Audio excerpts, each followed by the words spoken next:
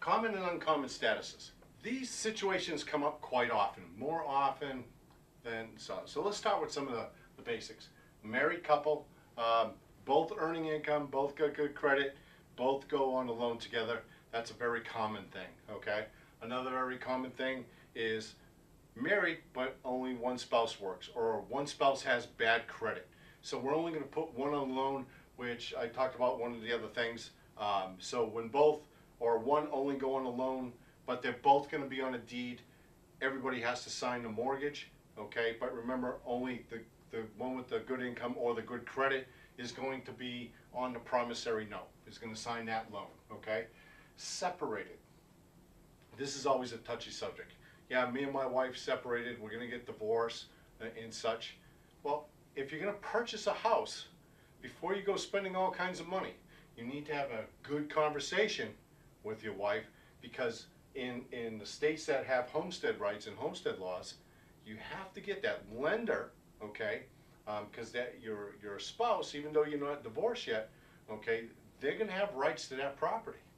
So the lender's going to want them to sign that mortgage. And so please go back to the other part where I talk about the difference between a promissory note and a mortgage. Remember, one's not signing the debt instrument, one is. So one's signing loan, but they both have to sign the mortgage. So even if you're separated and you're going through a divorce, or you're going to get divorced, okay, and you're not divorced yet, that person, other person, your other spouse, has to sign that mortgage too. So you may want to talk about that and talk about it to a real estate attorney, the impacts on both that, okay? So understand what state you're buying in, the impact of homestead, the impact of divorce, getting separated, and purchasing a home in that, and the impacts of it, because we see a lot of people, yeah, we have a good relationship, we're going our separate ways, he said no problem, and they watch that person go in, and at the final moment, I'm telling you, we have it, everybody's real happy, everything's going through, and it's a spite thing, and it comes out right at the closing, so that spouse loses. They spent all the money on appraisals, inspections, surveys, and now their earnest deposit money, that $5,000 or $10,000, is sitting on the table, and they don't close because that spouse wanted to get them back. So you really, really, really need to have some. I see this happen all too often.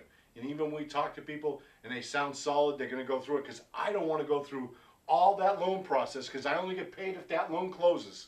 So it's really frustrating. I can't just say no to you because you're separated or you're going through a divorce. I still have to go through that loan prep. I can't discriminate and say no to you. So I got to go through that, and I'm in tears when it doesn't close at the end. So please, please understand the impact of it.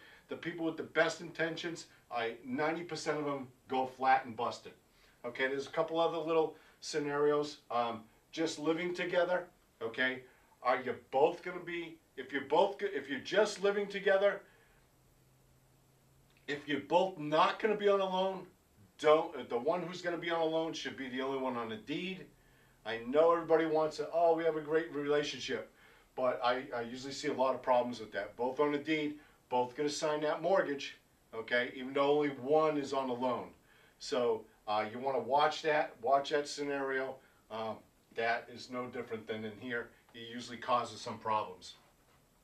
Living separately but married. Someone has, maybe you might be from New Jersey or Minnesota, it doesn't matter where.